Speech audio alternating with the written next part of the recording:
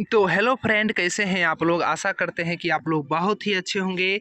तो आज हम लोग इस वीडियो में क्लास 10th भौतिकी का चैप्टर नंबर 4 विद्युत धारा यानी इलेक्ट्रिक करंट के बारे में जानेंगे। यदि अगर आप लोग आज इस वीडियो को पूरे अंत तक देख लेते हैं तो आपको इस टॉपिक से कहीं पर भी किसी प्रकार का कोई दिक्कत नहीं होगा। हमने बहुत ही अच्छे तरीके से नोट्स को तैयार किया है जो कि आपके एग्ज़ाम के लिए काफ़ी फ़ायदेमंद साबित होगा। और जितने भी पॉइंट बन सकते थे आपके एग्ज़ाम के दृष्टिकोण से हमने सारे पॉइंट को इस वीडियो में कवर किया है। तो आप लोग फटाफट वीडियो को लाइक कर दीजिए और चैनल को सब्सक्राइब कर दीजिए, क्योंकि चैनल अभी नया है। अगर आप लोग हमें सपोर्ट करेंगे तो हम आपके लिए ऐसा ही अच्छे अच्छे वीडियो लाते रहेंगे। तो चलिए वीडियो को स्टार्ट करते हैं और आप लोग सिर्फ ध्यान से समझिएगा। आपको कहीं पर भी ऐसा परिभाषा नहीं मिलेगा जो कि आपको समझ में नहीं आए, ठीक है। और हम बहुत ही अच्छे तरीके से आपको समझाने का भी प्रयास करेंगे। तो चलिए वीडियो को स्टार्ट किया जाए। तो सबसे पहले इस चैप्टर का जो नाम है वो है विद्युत धारा यानी कि इलेक्ट्रिक करंट, ठीक है। तो इसमें हम लोग सबसे पहले जानेंगे कि विद्युत ऊर्जा के बारे में कि विद्युत ऊर्जा होता क्या है, ठीक है। तो देखिए हम आपको बताते हैं कि किसी चालक में विद्युत आवेश प्रवाहित होने से जो ऊर्जा व्यय होती है उसे विद्युत ऊर्जा कहते हैं। जैसे मान लीजिए यहाँ पर क्या है, आवेश है, ठीक है। तो आवेश जो होता है वो माइनस से प्लस की ओर जाता है, और जबकि विद्युत धारा जो है वो यानी कि प्लस से माइनस की ओर प्रवाहित होता है। तो आवेश को प्रवाहित करने में जो यानी ऊर्जा लगती है, ठीक है ना। जैसे मान लीजिए कि हम लोग क्या करते हैं, कोई काम करते हैं तो काम करने से क्या होता है, तो हमारा ऊर्जा खत्म होता है। तो उसी प्रकार आवेश के प्रवाहित होने से जो ऊर्जा खत्म होती है ना, उसी को विद्युत ऊर्जा कहते हैं। और विद्युत ऊर्जा बराबर जो सूत्र होता है वो होता है आवेश गुना विभवांतर, यानी W बराबर EQ होता है, ठीक है। इसे आप लोग याद रखिएगा। इसके बाद देखिए विद्युत परिपथ क्या होता है, हम उसको समझते हैं। तो जिस मार्ग से होकर विद्युत धारा प्रवाहित होती है उसे विद्युत परिपथ कहते हैं। जैसे मान लीजिए यहाँ पर विद्युत धारा प्रवाहित हो रही है, यहाँ पर क्या हो रहा है, विद्युत धारा प्रवाहित हो रहा है, ठीक है। तो विद्युत धारा के प्रवाहित होने के लिए जिस मार्ग की आवश्यकता पड़ती है ना, तो उसी को हम लोग क्या बोलते हैं, तो विद्युत परिपथ बोलते हैं। अगर मान लीजिए हम चलते हैं तो हमको यानी कि सड़क की आवश्यकता होती है, हम सड़क के माध्यम से कहीं पर जाते हैं। तो उसी प्रकार जो विद्युत धारा प्रवाहित होता है वह तार के माध्यम से जाता है, तो इसीलिए तार एक विद्युत परिपथ है, ठीक है। इसे आप लोग याद रखिएगा।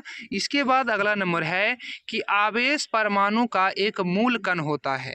अब देखिए परमाणु क्या होता है, आवेश क्या होता है, सो समझिएगा। आप लोग क्लास 9th में पढ़े होइएगा परमाणु के बारे में, ठीक है। तो दुनिया में जितने भी पदार्थ हैं वो परमाणुओं से मिलकर बने हुए हैं, छोटे छोटे परमाणुओं से मिलकर, ठीक है। उसमें जो परमाणु होता है ना, परमाणु के अंदर यानी कि इलेक्ट्रॉन, प्रोटॉन और न्यूट्रॉन पाए जाते हैं, जो कि आप लोग यहाँ पर देख सकते हैं। यहाँ पर बताया गया है कि परमाणु के अंदर इलेक्ट्रॉन, प्रोटॉन और न्यूट्रॉन। इलेक्ट्रॉन पर क्या होता है, तो ऋण आवेश होता है, और नाभिक के चारों ओर चक्कर लगाते हैं। जैसे मान लीजिए कि हम यहाँ पर एक परमाणु ले लेते हैं, और जो परमाणु होता है ना वो यहाँ पर मान लीजिए इलेक्ट्रॉन है, क्या है, इलेक्ट्रॉन है। पहली कक्षा में 2 होती है और दूसरी कक्षा में 8 इलेक्ट्रॉन होती है, ठीक है। तो इलेक्ट्रॉन जो होता है वो चक्कर लगाते रहता है अपने कक्षा में, जबकि प्रोटॉन और न्यूट्रॉन जो है, ठीक है, वो यानी कि नाभिक में रहता है। कहाँ पर रहेगा, वो नाभिक में रहता है, और इलेक्ट्रॉन बाहर में चक्कर लगाते हुए रहता है, जिसके बारे में आप लोग क्लास 9th में पढ़े होइएगा, ठीक है। वैसे हम लोग इसका वीडियो बनाएंगे, ठीक है। तो देखिए इलेक्ट्रॉन पर आप लोग को याद रखना है कि माइनस चार्ज होता है, जबकि प्रोटॉन और न्यूट्रॉन जबकि प्रोटॉन पर प्लस और न्यूट्रॉन पर कोई चार्ज नहीं होता है, ठीक है। तो वही बात यहाँ पर बताया गया है कि आवेश परमाणु का एक मूल कण होता है। यह धनात्मक भी हो सकता है और ऋणात्मक भी हो सकता है। समान आवेश एक दूसरे को क्या करता है, प्रतिकर्षित करता है। जैसे मान लीजिए दो आवेश है, ठीक है, और दोनों पर यदि अगर प्लस चार्ज है तो दोनों समान आवेश का हो जाएगा, ठीक है। तो ये दोनों क्या करेगा, प्रतिकर्षित करेगा एक दूसरे को, ठीक है ना। जैसे आप लोग घर में एक चुंबक देखते होइएगा, ठीक है ना, जब अगर मान लीजिए दोनों साइड समान आवेश वाला हो जाता है तो वो चुंबक प्रतिकर्षित करने लगता है, जबकि विपरीत आवेश वाला क्या होता है, तो आकर्षित हो जाता है। तो यहाँ पर वही बात लिखा गया है कि समान आवेश एक दूसरे को प्रतिकर्षित करते हैं, जबकि असमान आवेश एक दूसरे को आकर्षित करते हैं, ठीक है। इसके बाद देखिए कूलॉम आवेश का एसआई मात्रक होता है, इसे आप लोग याद रखिएगा, ठीक है ना। कूलॉम जो होता है आवेश का एसआई मात्रक होता है। इसके बाद एक कूलॉम आवेश पर इसके बाद देखिए हमारा अगला नंबर है कि एक कूलॉम आवेश जो होता है वह 6 गुने 10 के पावर 18 इलेक्ट्रॉन पर उपस्थित आवेश, ठीक है ना।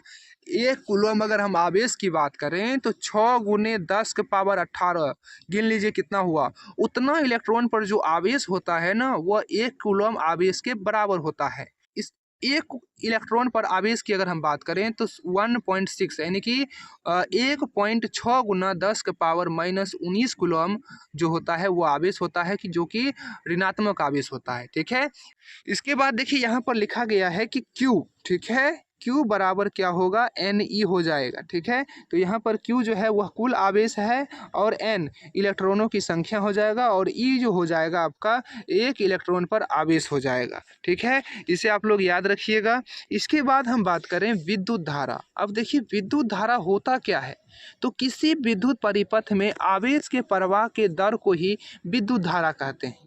तो देखिए किसी परिपथ में अगर आवेश का प्रवाह हो रहा है, किसका प्रवाह हो रहा है, आवेश यानी इलेक्ट्रॉन जिसको हम कह सकते हैं, ठीक है ना। तो आवेश के प्रवाह के दर को ही हम लोग क्या कहेंगे, तो विद्युत धारा कहेंगे, ये याद रखिएगा। और विद्युत धारा बराबर हो जाएगा आवेश बट्टा समय। तो देखिए विद्युत धारा क्या हो जाएगा, तो विद्युत धारा आवेश को Q से डिनोट करते हैं और टाइम। अब यहाँ पर अगर मान लीजिए किसी भी चीज़ में अगर आप टाइम से अगर भाग दे देते हैं, यानी समय से भाग दे देते हैं, तो वो दर हो जाता है। तो आवेश ये क्या हो गया, आवेश के प्रवाह के दर को क्या कहेंगे, तो विद्युत धारा कहेंगे। तो ये आप लोग याद रखिएगा, ठीक है। तो विद्युत धारा बराबर क्या हो जाएगा, आवेश बट्टा समय हो जाएगा, यानी कि I बराबर Q बट्टे T हो जाएगा, ठीक है। और धारा का जो एसआई मात्रक होता है वो एम्पियर होता है, जिसे A से डिनोट किया जाता है। इसके बाद देखिए विद्युत धारा का मापन की अगर हम बात करें तो विद्युत धारा को A मीटर द्वारा मापा जाता है और A मीटर का प्रतिरोध कम होता है तथा हमेशा श्रेणी क्रम में जुड़ता है। तो ये आप लोग याद रखिएगा कि विद्युत धारा को किस में मापा जाता है, तो A मीटर द्वारा मापा जाता है। इसके बाद इसका प्रतिरोध कम होता है और ये श्रेणी क्रम में जुड़ा हुआ रहता है। ये क्वेश्चन कई बार एग्जाम में आ चुका है कि A मीटर को किस क्रम में जोड़ा जाता है, तो श्रेणी क्रम में जोड़ा जाता है, ठीक है। इसे आप लोग याद रखिएगा। इसके बाद देखिए विद्युत विभव और विभवांतर क्या होता है सो समझिएगा। तो हम आपको सबसे पहले यहाँ पर समझा देते हैं, तो सो समझिएगा। तो देखिए यहाँ पर मान लेते हैं कि कोई विभव है, कोई आवेश है, ठीक है। तो आवेश को यहाँ से यहाँ तक ले जाने में जो कार्य करना पड़ेगा ना, वो यानी विभव कहलाएगा। क्या कहलाएगा, विभव कहलाएगा, ये बात याद रखिएगा। और इन दोनों विभव के बीच के अंतर को हम लोग विभवांतर कहेंगे, ठीक है, समझ गए होंगे। तो देखिए यहाँ पर जो आवेश है, ठीक है ना, आवेश का ही तो प्रवाह होता है ना विद्युत धारा में। तो आवेश को यहाँ से यहाँ तक लाने में जो कार्य करना पड़ेगा उसको विभव कहेंगे, ठीक है। और इन दोनों विभवों के बीच के अंतर को क्या कहेंगे, तो विभवांतर कहेंगे, ठीक है। आप लोग समझ गए होंगे। तो अब देखिए हम परिभाषा समझते हैं। कहता है किसी एकांक धन आवेश को अनंत से विद्युत क्षेत्र में किसी बिंदु तक लाने में विद्युत बल के विरुद्ध किया गया कार्य विद्युत विभव कहलाता है, ठीक है, जो कि हम बता चुके हैं। माना कि Q आवेश द्वारा उत्पन्न विद्युत क्षेत्र में एकांक चार्ज को लाने में किया गया कार्य W है। अगर कार्य बराबर W हो जाता है तो विद्युत विभव यानी कि क्या हो जाएगा, तो W बट्टा Q हो जाएगा, ठीक है ना। तो इसे आप लोग याद रखिएगा फॉर्मूला को। अब देखिए विभवांतर क्या होता है सो समझिएगा, ठीक है ना। विभवांतर, विद्युत विभवांतर, तो किन्हीं दो बिंदुओं के विद्युत विभव के अंतर को ही क्या कहते हैं, विभवांतर कहते हैं या वोल्टता कहते हैं, ठीक है। तो आप लोग समझ गए होंगे। अब देखिए हम आपको एक बात और समझाते हैं। जैसे हमारे घर में जो बिजली होती है, ठीक है ना, जैसे यहाँ देखिए, तो यहाँ से यहाँ तक जो आता है जिसको वोल्टेज बोलते हैं, ठीक है ना। तो आवेश अपने आप तो नहीं आता है, तो वो वोल्टेज के माध्यम है। जैसे हम लोग धकेलते हैं, जिसको नहीं बोलते हैं धकेलना, धक्का देना, ठीक है ना। तो वोल्टेज जो होता है वो आवेश को धक्का देकर यहाँ तक लाता है, ठीक है। तो धक्का देने में जो कार्य करना पड़ेगा उसको विद्युत विभव कहेंगे। और वहाँ से वहाँ तक जो होता है दो विभव, अगर मान लीजिए यहाँ यहाँ यहाँ के विभव और यहाँ के विभव, इनके बीच के अंतर को हम क्या कहेंगे, तो विभवांतर कहेंगे। इसे आप लोग याद रखिएगा। अब देखिए दोनों का जो एसआई मात्रक होता है वो जूल प्रति कूलम या वोल्ट होता है, इसे आप लोग याद रखिएगा। इसके बाद देखिए विभवांतर यानी 1 वोल्ट क्या होता है, ये क्वेश्चन पूछा जाता है कि 1 वोल्ट क्या है। तो जब देखिए जब 1 कूलम आवेश को लाने के लिए, यानी कि 1 कूलम आवेश को यहाँ से यहाँ तक लाने में यदि अगर 1 जूल का कार्य करना पड़े तो उसी को 1 वोल्ट कहा जाता है, ठीक है। ये आप लोग याद रखिएगा। इसके बाद देखिए अगला नंबर है वोल्ट मीटर क्या होता है। तो विभवांतर को मापने की युक्ति को वोल्ट मीटर कहते हैं। अगर हम विभवांतर को अगर मापते हैं ना तो उसको क्या कहेंगे, तो वोल्ट मीटर कहेंगे। और इसका प्रतिरोध ज़्यादा होता है, ए मीटर का प्रतिरोध कम होता था, ठीक है ना। और ए मीटर से हम लोग विद्युत धारा को मापते थे, जबकि वोल्ट मीटर से हम लोग विभवांतर को यानी वोल्टेज को मापते हैं, ठीक है ना। और यह हमेशा पार्श्व क्रम में रहता है। और ए मीटर किस में रहता था, तो श्रेणी क्रम में रहता था, ठीक है ना। उसे याद रखिएगा। और श्रेणी क्रम और पार्श्व क्रम क्या होता है हम लोग आगे पढ़ेंगे। अब देखिए यहाँ पर सेल क्या होता है सो समझिएगा। यह एक सरल युक्ति है जो विभवांतर को बनाए रखती है। विद्युत धारा हमेशा उच्च विभव से निम्न विभवांतर की तरफ प्रवाहित होती है। और आप लोग को पता होना चाहिए, जैसे मान लीजिए ये सेल है, ठीक है ना। तो सेल में क्या होता है, जो प्लस होता है, जो पॉजिटिव होता है वह उच्च विभव होता है, ठीक है ना। तो विद्युत धारा उच्च विभव से निम्न विभव की ओर प्रवाहित होता है, तो याद रखिएगा। अब जो इलेक्ट्रॉन का प्रवाह होता है वो विपरीत दिशा में होता है, ठीक है। तो इसे भी आप लोग याद रखिएगा। तो यहाँ तक आप लोग समझ गए होंगे, कोई दिक्कत नहीं। इसके बाद देखिए अगला नंबर है कि ए मीटर और वोल्ट मीटर की तुलना कीजिए। ये देखिए अंतर कई बार एग्जाम में पूछा जा चुका है, तो आप लोग याद रखिएगा। जो ए मीटर होता है यह किसी विद्युत परिपथ में धारा की प्रबलता को मापता है, यानी ए मीटर द्वारा हम लोग क्या करते हैं, तो धारा का मापन करते हैं। जबकि वोल्ट मीटर द्वारा जो होता है हम लोग विभवांतर को मापते हैं, ठीक है। इसके बाद ए मीटर यह विद्युत परिपथ में श्रेणी क्रम में जोड़ा जाता है, जबकि वोल्ट मीटर जो होता है वो यानी कि समांतर क्रम यानी कि पार्श्व क्रम में जोड़ा जाता है। इसके बाद ए मीटर को ए से डिनोट किया जाता है, जबकि वोल्ट मीटर को वी से डिनोट करते हैं, ठीक है। याद रखिएगा। आप देखिए ओम का नियम समझिएगा। ओम साहब ने क्या कहा था सो समझिए। ओम साहब कुछ नहीं कहे थे, बस इतना ही कहे थे, ठीक है। देखिए इसका मतलब क्या होता है, ये वोल्टेज हो गया और ये धारा हो गया, यानी वोल्टेज समानुपाती धारा। अब ओम साहब सिर्फ इतना ही बताए थे कि अगर वोल्टेज बढ़ेगा तो विद्युत धारा का मान बढ़ जाएगा, विद्युत धारा का मान अगर बढ़ेगा तो वोल्टेज बढ़ जाएगा, यानी कि दोनों समानुपाती होते हैं।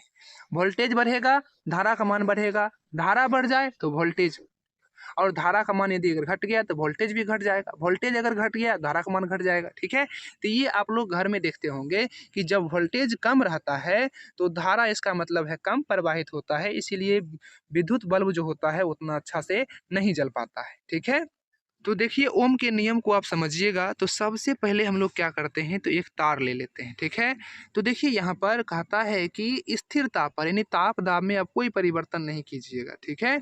अब देखिए कहता है कि किसी चालक में प्रवाहित होने वाली धारा, और इसमें जो धारा प्रवाहित होती है वह दोनों सिरों के बीच विभवांतर, यहाँ पर जो दोनों सिरों के बीच के जो विभवांतर होगा ना उसके समानुपाती होगा, ठीक है। यानी कि वोल्टेज का सीधा समानुपाती होता है आई, ठीक है, यानी विद्युत धारा। वही बात यहाँ पर लिखा गया है कि भी यानी वोल्टेज समानुपाती आई। और जब यहाँ से समानुपाती को हटाएंगे तो यहाँ पर क्या लेंगे, तो एक नियतांक लेंगे और नियतांक आर हो जाएगा, और आर को हम लोग प्रतिरोध कहते हैं, ठीक है ना। आप लोग याद रखिएगा, आर एक नियतांक है जिसे तार का प्रतिरोध कहते हैं, ठीक है। अब देखिए प्रतिरोध क्या होता है सो समझिए। किसी विद्युत परिपथ में प्रवाहित होने वाली विद्युत धारा का जो विरोध उत्पन्न करता है ना उसी को प्रतिरोध कहते हैं।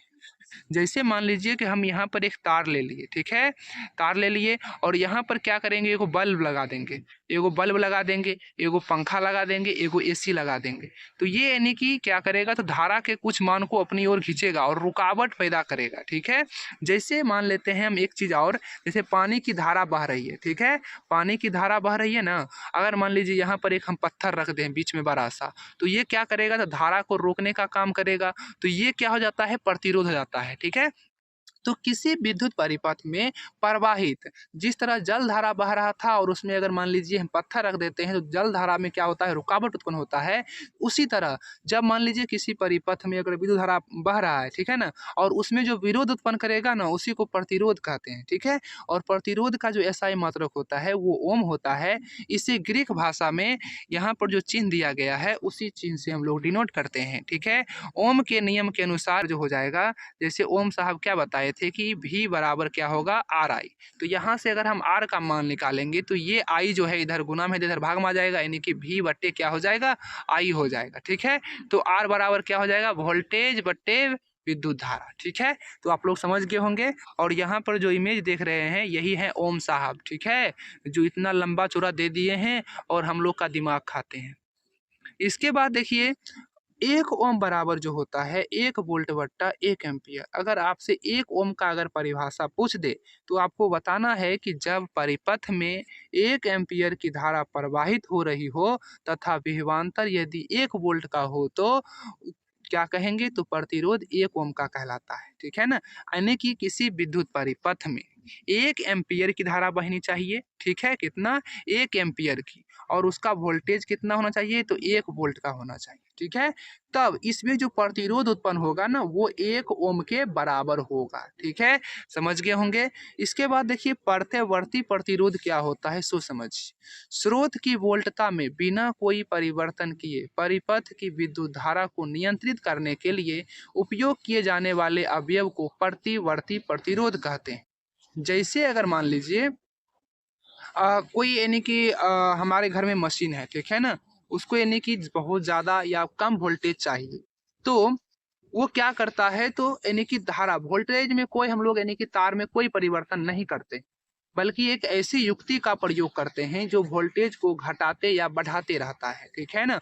तो उसी को प्रत्यवर्ती प्रतिरोध कहते हैं। और धारा नियंत्रक क्या होता है, सो समझिए। तो देखिए इसके नाम में ही लिखा गया है धारा नियंत्रक, जो धारा को क्या करेगा, नियंत्रित करेगा। तो परिपथ में प्रतिरोध को परिवर्तित करने के लिए जिस युक्ति का उपयोग किया जाता है उसे धारा नियंत्रक कहते हैं। इसे आप लोग याद रखिएगा। इसके बाद देखिए हमारा अगला नंबर है वे कारक जिन पर एक चालक का प्रतिरोध निर्भर करता है। तो देखिए यानी कि चालक का जो प्रतिरोध होता है वह किन किन बातों पर निर्भर करता है, तो वो हम लोग जानेंगे। तो सबसे पहले क्या कहता है कि चालक की लंबाई के समानुपाती होता है।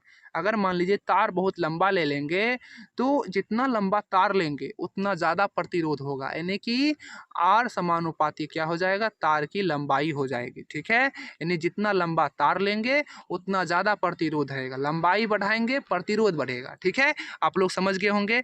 इसके बाद देखिए अनुप्रस्थ काट के क्षेत्रफल के व्युत्क्रमानुपाती होता है, यानी कि इसका मतलब हो जाता है कि R बराबर 1/A हो जाता है, समझिएगा। अगर हम क्षेत्रफल घटाएंगे तो प्रतिरोध बढ़ेगा। अगर मान लीजिए आपके घर में अगर मोटा तार है यानी क्षेत्रफल उसका बड़ा है, ठीक है ना, तो उसका जो प्रतिरोध होगा बहुत ही कम होगा। अगर क्षेत्रफल ज़्यादा रहेगा तो प्रतिरोध कम होगा। अगर आप बहुत पतला तार लेते हैं तो उसमें बहुत ज़्यादा प्रतिरोध रहता है, ठीक है ना, क्योंकि उसका क्षेत्रफल कम है इसीलिए प्रतिरोध ज़्यादा रहेगा। इसके बाद देखिए तापमान के समानुपाती होता है। अगर तापमान बढ़ाएंगे तो प्रतिरोध भी बढ़ेगा, तापमान घटाएंगे तो प्रतिरोध भी घटेगा। इसके बाद पदार्थ की प्रकृति पर भी निर्भर करता है कि पदार्थ की प्रकृति कैसी है। जैसे मान लीजिए एल्युमिनियम ले लीजिए और चांदी ले लीजिए, तो चांदी जो होता है वो एल्युमिनियम से अच्छा चालक है, ठीक है ना।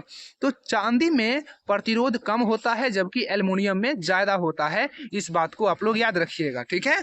तो इन सभी कारक पर क्या होता है, तो चालक का प्रतिरोध निर्भर करता है। इसके बाद देखिए प्रतिरोधकता क्या है, तो सो समझिएगा। प्रतिरोधकता किसी पदार्थ की एक गुण है जो विद्युत धारा के प्रवाह का विरोध करता है। यह एक पदार्थ की आंतरिक विशेषता है जो यानी कि उसकी लंबाई और अनुप्रस्थ काट के क्षेत्रफल से स्वतंत्र होती है। देखिए प्रतिरोधकता, अगर मान लीजिए किसी, सबसे पहले हम लोग प्रतिरोध समझ लेते हैं। तो प्रतिरोध किसी धारा में अगर मान लीजिए कोई विरोध उत्पन्न कर रहा है तो उसी को प्रतिरोध कहते हैं। प्रतिरोध और प्रतिरोधकता में कोई विशेष अंतर नहीं है। जैसे मान लीजिए हम ये तार ले लेते हैं, ये तार में क्या होता है, ये एक पदार्थ हो जाएगा, ठीक है। ये क्या है, एक पदार्थ है, ठीक है। तो इसमें देखिए इस तार की प्रकृति अलग होगी, इस तार का प्रकृति अलग है और इस तार का प्रकृति अलग है। आप लोग कहिएगा दोनों सेम है। ये आपका चांदी का तार है, ये एल्युमिनियम का है और ये तांबा का है, ठीक है। तो इसमें देखिए, इसमें विशेष गुण के कारण इसका जो होगा प्रतिरोध अलग अलग होगा।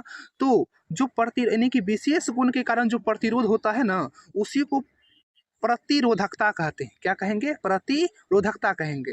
तो चांदी में क्या होगा, प्रतिरोध कम होता है, जबकि एल्युमिनियम में जो होता है प्रतिरोध ज़्यादा होता है, ठीक है। और तांबा जो होता है वो चांदी के बाद आता है, यानी कि चांदी के बाद सबसे कम प्रतिरोध जो होता है वो तांबा में होता है। इस बात को याद रखिएगा। तो वही होता है प्रतिरोधकता। प्रतिरोधकता का एसआई मात्रक ओम मीटर हो जाएगा, इसे आप लोग याद रखिएगा। इसके बाद देखिए अगला नंबर पॉइंट है हमारा कि चांदी की प्रतिरोधकता अन्य सभी पदार्थ की तुलना में सबसे कम होता है। अतः इन सभी में चांदी सबसे अच्छे चालक हैं। तो आपसे पूछेगा कि विद्युत का सबसे अच्छा चालन कौन करता है, चांदी यानी सिल्वर करता है, ठीक है। इसके बाद देखिए तांबा चांदी की तुलना में थोड़ा अधिक प्रतिरोधकता वाला होता है, यानी चांदी के बाद क्या आ जाएगा, तांबा आ जाएगा, ठीक है। उसके बाद आपका एल्युमिनियम आता है। इसके बाद देखिए अगला नंबर हमारा है प्रतिरोधकों का श्रेणीक्रम संयोजन। श्रेणीक्रम और समांतरकरण हम लोग दोनों जानेंगे, ठीक है। हम आपको सिर्फ वैसे ही बता रहे हैं, आप लोग याद रखिएगा, परिभाषा माइंड में बैठ जाएगा। देखिए जैसे मान लीजिए कि हम अपने घर में क्या करते हैं कि एक तार यहाँ से लिए, यहाँ पर एक बल्ब लगा दिए और इससे जो तार निकलेगा, इससे जो तार निकलेगा और इससे जो तार निकलेगा उसमें एक बल्ब और लगा देंगे, फिर इससे एक तार जो निकलेगा उसमें एक बल्ब और लगा देंगे और ये तार को ले जाएंगे, ठीक है, और मेन तार में हम जोड़ देंगे। तो ये आपका श्रेणीक्रम हो गया। क्या हो गया, श्रेणीक्रम समूहन हो गया, जो कि आपको इमेज में भी दिखाई दे रहा होगा, ठीक है। तो देखिए इसमें होता क्या है सो समझिएगा। तो यहाँ पर सबसे पहले हम लोग परिभाषा देख लेते हैं। जब दो या तीन प्रतिरोधकों को एक सिरे से दूसरा सिरा मिलाकर जोड़ा जाता है तो संयोजन श्रेणी क्रम संयोजन कहलाता है, ठीक है ना। तो आप लोग समझ गए होंगे। जैसे मान लीजिए यहाँ पर देखिए एक बैटरी लगा हुआ है, इससे एक तार निकला हुआ है, इसमें क्या कि एक बल्ब को लगा दिए, फिर एक बल्ब को लगा दिए, फिर एक बल्ब को लगा दिए और ये तार यहाँ पर लगा दिए, ठीक है। तो ये हमारा क्या हो गया, श्रेणी क्रम हो गया। क्या हो गया, श्रेणी क्रम, समझिएगा। अब देखिए इसका प्रतिरोध अलग होगा, इसका प्रतिरोध अलग होगा, इसका प्रतिरोध अलग होगा। अब जब प्रतिरोध अलग होगा तो याद रखिएगा कि इसमें 20 वोल्ट का यानी कि धारा प्रवाहित हो रहा है। कितना वोल्ट का, 20 वोल्ट का। अब जब यहाँ जाएगा तो ये क्या करेगा, तो उस वोल्टेज को अपने पास रख लेगा, ठीक है। उसके बाद थोड़ा कम वोल्टेज इसके पास जाएगा, उसके बाद थोड़ा कम जाएगा, यानी कि इसके पास 15 मान लेते हैं और इसके पास कम 10 मान लेते हैं, ठीक है ना। तो क्या हो जाएगा, वोल्टेज में परिवर्तन हो जाएगा, सभी को समान वोल्टेज नहीं मिल पाएगा। तो वही होता है श्रेणी क्रम में। इसमें समझिएगा, ठीक है ना। हम आपको बता रहे हैं इसमें जो प्रतिरोध होता है वो यानी कि श्रेणी क्रम में जोड़ा जाता है और इसका वोल्टेज अलग होता है, जबकि धारा जो होता है वह एक ही धारा प्रवाहित होती है, ठीक है ना। धारा क्या होगा, तो एक ही जैसा प्रवाहित होगा, इसे याद रखिएगा। अब देखिए यहाँ पर इसका सूत्र कैसे हम लोग निकालेंगे, आपसे एग्जाम में ये पूछेगा, ठीक है ना। तो देखिए सबसे पहले हम लोग क्या करेंगे, तो यहाँ पर वोल्टेज को एक करेंगे, यानी कि समतुल्य वोल्टेज को प्राप्त करेंगे। तो समतुल्य वोल्टेज को प्राप्त करने के लिए तो इसमें जितने भी वोल्टेज यानी कि कुल वोल्टेज का अगर हम लोग मान अगर निकालेंगे तो समतुल्य वोल्टेज बराबर हो जाता है V1 प्लस V2 और प्लस V3, यानी कि जितने भी इसके अलग अलग वोल्टेज है उसको हम जोड़ देंगे तो हमको कुल यानी कि समतुल्य वोल्टेज का मान निकलेगा। तो वही बात देखिए यहाँ पर किया गया है, आप लोग समझिएगा, ठीक है ना। इसके बाद देखिए V बराबर सूत्र हम आपको बताए हैं कि IR होता है, जो कि ओम के नियम से हम बता चुके हैं, ठीक है। इसके बाद देखिए यहाँ पर अगर हम लोग V बराबर अगर निकाले वोल्टेज बराबर तो I धारा बहेगा, ठीक है, और इसका प्रतिरोध 1 हो जाएगा, ठीक है ना। V1 बराबर वोल्टेज 1 का अगर हम मान ज्ञात करें तो I और R1 हो जाएगा, ठीक है। वोल्टेज 2 का अगर मान कर ज्ञात करें V2 का तो I R2 हो जाएगा। इसके बाद वोल्टेज 3 अगर हम निकालें तो V3 यानी कि IR क्या हो जाएगा 3 हो जाएगा। वही बात देखिए यहाँ पर लिखा गया है, ठीक है ना, यहाँ पर देख सकते हैं लिखा गया है। इसके बाद हम क्या करेंगे तो तीनों को जोड़ेंगे, तो जब तीनों को जोड़ेंगे तो ऐसे हो जाएगा, ठीक है। अब यहाँ पर देखिए तीनों को ऐड कर दिए हैं। अब देखिए इन तीनों में हमको I कॉमन आ रहा है, तो क्या करेंगे I कॉमन ले लेंगे, तो बचेगा क्या R1 plus R2 plus R3 बचेगा, ठीक है। इसके बाद देखिए इसका भी हम लोग क्या करेंगे तो सूत्र लिखेंगे, तो V बराबर IR होगा, और इस I से ये I यानी कि कट जाएगा। जैसे देखिए यहाँ पर ये आई जो है ये आई क्या करेगा तो इस आई को हटा देगा यानी कट जाएगा, ठीक है। तो यहाँ पर हमारा बचेगा आर बराबर R1 plus R2 plus R3, ठीक है। तो आप लोग समझ गए होंगे। तो श्रेणी क्रम संयोजन में जो होता है, अगर हमें समतुल्य प्रतिरोध का मान ज्ञात करना है तो जितने भी इसमें प्रतिरोध होते हैं ना उसको ऐड कर देंगे, जोड़ देंगे, ठीक है। तो अगर आप लोगों को अगर ये समझ में नहीं आया हो तो आप लोग कमेंट में बताइएगा, हम इसका एक अलग वीडियो बनाएंगे, ठीक है, जिसमें आपको बहुत ही अच्छे से समझाएंगे। इसके बाद देखिए पार्श्व क्रम संयोजन क्या होता है, तो इसमें हम आपको सीधे समझाते हैं, तो समझिएगा। तो देखिए इसमें क्या होता है, तो यहाँ पर देखिए एक बैटरी लगा हुआ है, यहाँ से धारा गया और यहाँ से धारा गया, और यहाँ से ये तार अलग लगा दिया जाता है। इसके बाद ये तार अलग है, ये तार अलग है, ठीक है। तीनों को अलग अलग कर दिया, और ऐसे ही अपने घर में भी बिजली का उपयोग करते हैं, ठीक है ना, समांतर क्रम में, ठीक है। तो देखिए इसका क्या हो जाएगा समझिएगा, यहाँ पर देखिए धारा का मान अलग अलग हो गया, इसमें अलग धारा बहेगा, इसमें अलग धारा, इसमें अलग धारा बहेगा, ठीक है। अब देखिए लेकिन वोल्टेज सभी जगह समान रहेगा, क्या रहेगा, वोल्टेज समान रहता है श्रेणी क्रम समांतर क्रम समूहन में। धारा अलग अलग बहेगा, वोल्टेज समान रहेगा, और प्रतिरोध तो अलग अलग रहेगा ही, ठीक है। तो इसमें हम लोग क्या करेंगे, तो कुल धारा का मान ज्ञात करेंगे, यानी कि कुल धारा, ठीक है।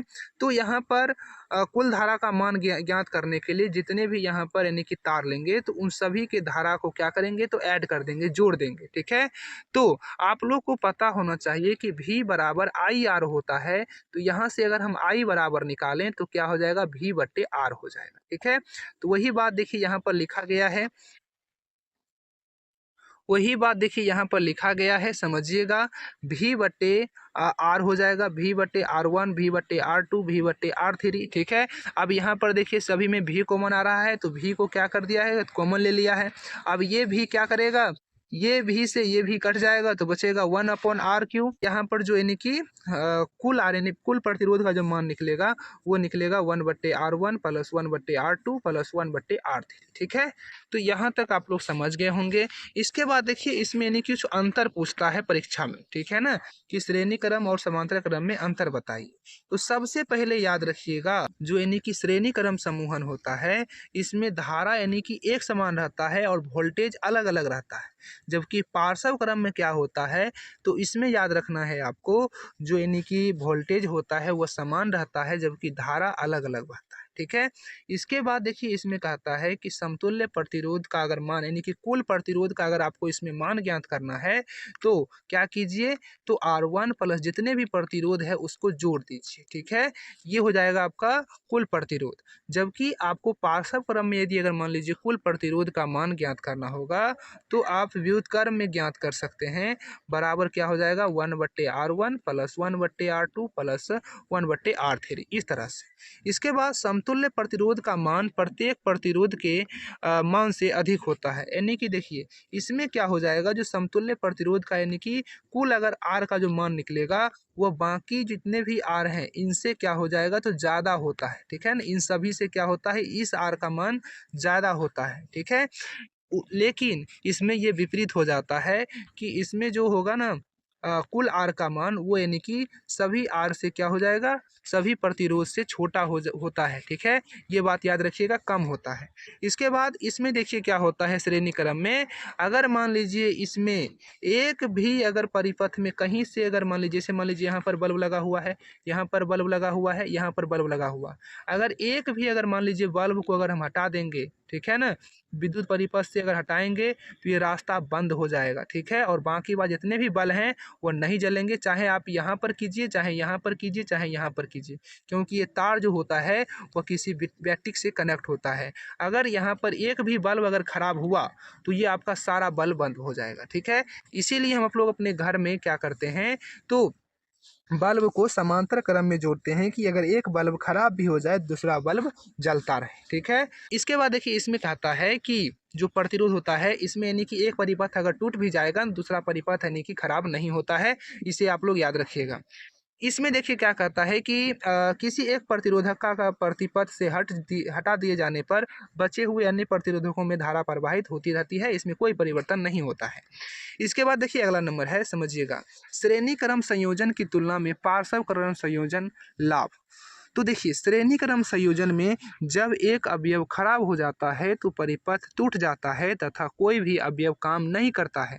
अलग अलग अवयवों में अलग अलग धारा की जरूरत होती है। यह गुण श्रेणी क्रम में उपयुक्त नहीं होती है क्योंकि श्रेणी क्रम में धारा एक जैसी रहती है। ठीक है ना, तो देखिए जितने भी हमारे घर में जैसे पंखा है, ठीक है, बल्ब है, एसी है, जो भी चीज़ है, ठीक है ना, उसमें अलग अलग धारा चाहिए। एसी को थोड़ा ज़्यादा चाहिए, बल्ब को थोड़ा कम चाहिए, पंखा को फिर ज़्यादा चाहिए। ठीक है, तो श्रेणी क्रम में यदि अगर हम जोड़ेंगे तो सभी को समान धारा नहीं मिल पाएगा। ठीक है, इसीलिए हम लोग उसको क्या करते हैं तो समांतर क्रम में जोड़ते हैं, जैसे कि समान वोल्टेज उसको मिलता रहे।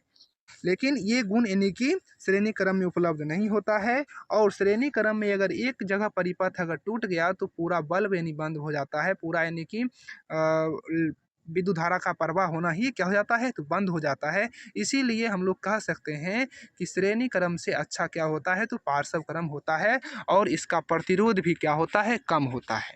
यहाँ तक आप लोग समझ गए होंगे। इसके बाद देखिए विद्युत धारा का तापीय प्रभाव, यानी कि जब किसी परिपथ से विद्युत धारा का प्रवाह होता है ना तो उसमें ऊष्मा उत्पन्न होती है। क्या होता है तो ऊष्मा उत्पन्न होता है, उसी को कहते हैं विद्युत धारा का तापीय प्रभाव कहते हैं। ठीक है, देखिए जब विद्युत धारा किसी चालक से गुजरती है तो चालक के परमाणु और इलेक्ट्रॉन के बीच टकराव होता है जिससे चालक के अणुओं में कंपन होता है और ऊष्मा उत्पन्न होती है। ठीक है, अब देखिए यहाँ समझिएगा जूल का विद्युत धारा का तापन नियम क्या है, यानी जूल साहब ने विद्युत धारा में जो तापीय नियम है उसको दिए हैं, तो उसके बारे में हम लोग पढ़ेंगे। तो देखिए यहाँ पर क्या कहें सो समझिएगा।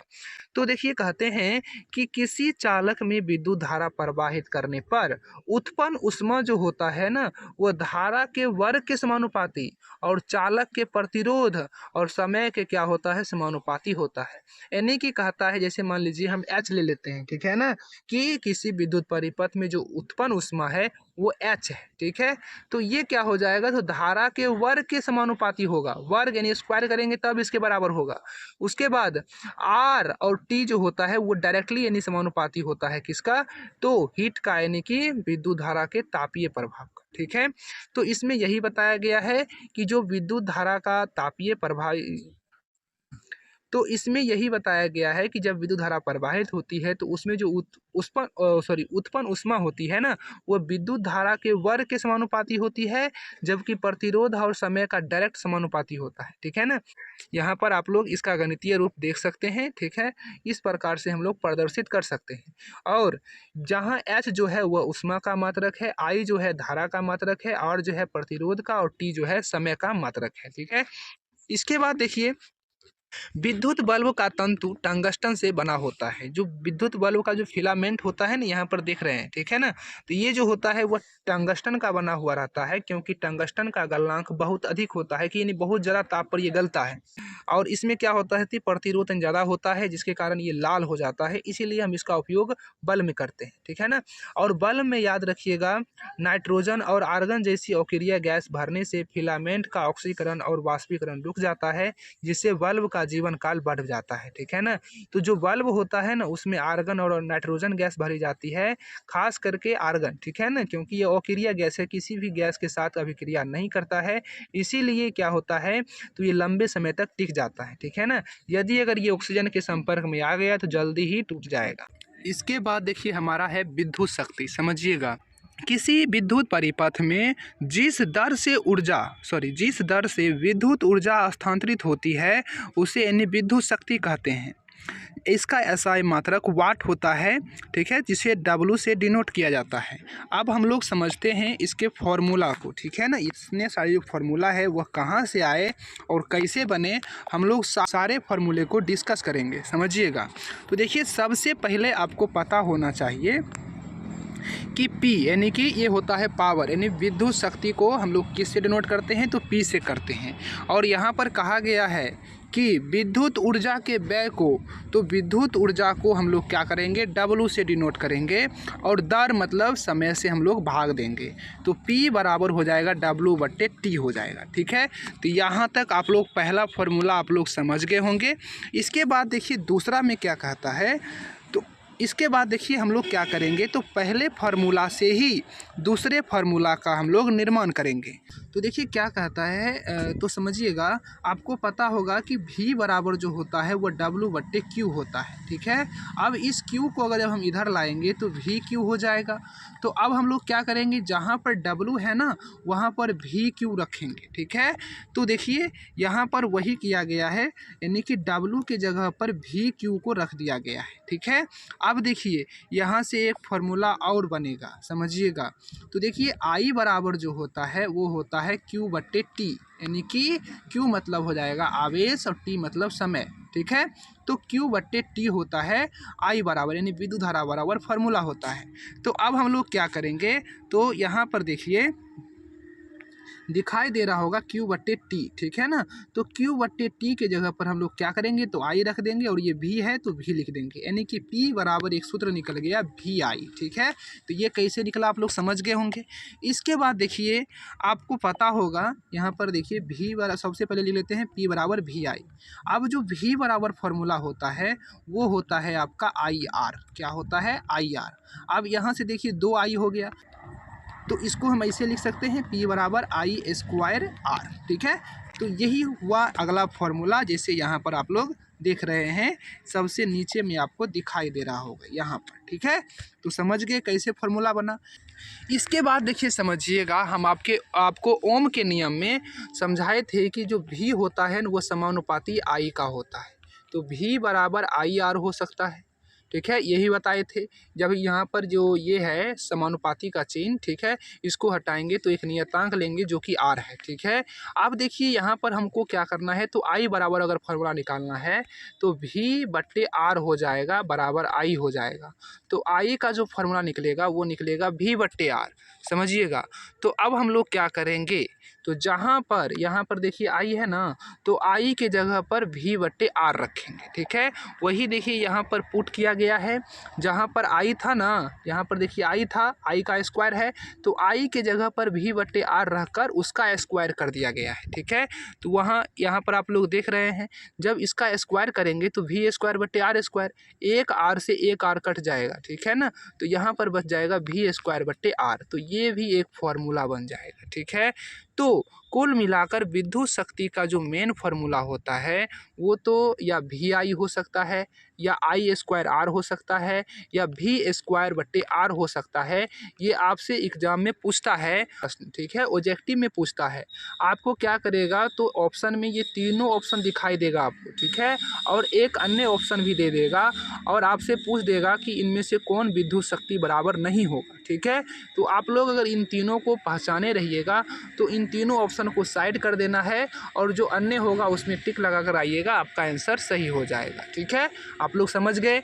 इसके बाद देखिए 1 वाट, यानी कि जो शक्ति होता है उसका SI मात्रक वाट होता है। तो अगर हम एक शक्ति की बात करें, विद्युत शक्ति की, यानी 1 वाट की अगर हम बात करें, तो 1 वोल्ट गुना 1 एम्पियर, यानी कि जब किसी परिपथ में 1 एम्पियर की धारा बहती है 1 वोल्टेज के साथ, तो उनका अगर हम गुणनफल करेंगे तो वो यानी कि क्या हो जाएगा, तो 1 वाट के बराबर होगा। ठीक है, इसके बाद देखिए अगला नंबर है कि ऊर्जा का व्यवहारिक मात्रक जो होता है वह किलोवाट घंटा होता है, और इसी को हम लोग क्या कहते हैं, तो यूनिट बोलते हैं। ठीक है ना, तो 1 किलोवाट घंटा बराबर जो होता है वह 3.6 × 10⁻6 जूल होता है। ठीक है, 1 किलोवाट घंटा कहने का मतलब होता है कि 1 घंटा में यदि अगर आप 100 वाट बिजली, यानी कि बिजली का उपयोग करते हैं, यानी कि आपने कितना ऊर्जा खपत कर दिया है, तो 3.6 × 10⁻6 जूल ऊर्जा खपत कर चुके हैं। ठीक है,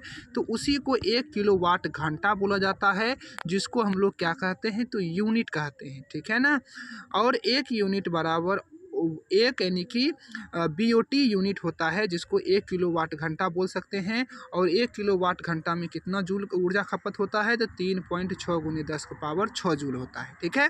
इसके बाद देखिए, विद्युत हीटर में हम लोग नाइक्रोम नामक मिश्र धातु का तार का उपयोग करते हैं, क्योंकि नाइक्रोम जो होता है उसका प्रतिरोध ज़्यादा होता है, और प्रतिरोध ज़्यादा होने के कारण ये हीट हो जाता है और गर्म हो जाता है। और जब यह गर्म हो जाता है तो हम लोग क्या करते हैं, तो इसका उपयोग हीटर पानी गर्म करने में या फिर आयरन में कर सकते हैं। ठीक है ना।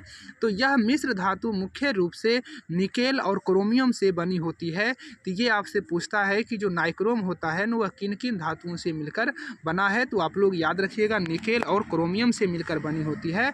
और भी धातु होते हैं उनसे भी मिलकर बना होता है, लेकिन मुख्य रूप से निकेल और क्रोमियम होता है। ठीक है। तो यहाँ तक आप लोग समझ गए होंगे। इसके बाद देखिए, ये कुछ आपके चिन्ह दिए गए हैं जो कि आपको एग्ज़ाम में यहाँ से देखने को मिल सकता है। आप लोग याद रखिएगा। जैसे यहाँ पर देखिए, सेल का चिन्ह इस प्रकार से होता है, सेल के समूह का चिन्ह इस प्रकार से, अवयवों को जोड़ने वाले चालक तार का चिन्ह होता है इस प्रकार से। इसके बाद तार संधि का मतलब जहाँ पर तार ज्वाइंट होता है। ठीक है ना। तो तार संधि का जो चिन्ह होगा इस प्रकार से होगा। खुली प्लग कुंजी का जो चिन्ह होगा इस प्रकार से। खुला स्विच इस प्रकार से होता है। बंद प्लग कुंजी जो हो जाएगा इस प्रकार का होगा। बंद स्विच जो हो जाएगा वो आपका इस प्रकार का दिखाई देगा। बिना संधि के तार क्रॉसिंग आपको इस प्रकार का दिखाई देगा। ठीक है ना। बिना क्रॉसिंग मतलब यानी कि तार यानी कि ज्वाइंट नहीं है, लेकिन इसके ऊपर होके आता है। ठीक है ना। इसके बाद देखिए, बल्ब का चिन्ह इस प्रकार से दिखाई देता है। एमीटर इस प्रकार का, वोल्ट मीटर इस प्रकार, और प्रतिरोध को हम लोग इस प्रकार से दर्शाते हैं। तो ये आपका टॉपिक और ये वीडियो आपका यहीं पर अंत होता है। यदि अगर आप लोग को इतना याद है तो आपको इस टॉपिक से एक भी क्वेश्चन नहीं छूटेगा, ये मेरा वादा है। और वीडियो बनाने में थोड़ा मेहनत लगता है। ठीक है ना। तो आप लोग वीडियो को लाइक ज़रूर कर दीजिएगा, और वीडियो अच्छा लगे तो एक कमेंट ज़रूर कीजिएगा प्यारा सा, और चैनल को ज़रूर सब्सक्राइब कर लीजिएगा। चलिए मिलेंगे नेक्स्ट वीडियो में, तब तक के लिए जय हिंद, जय भारत।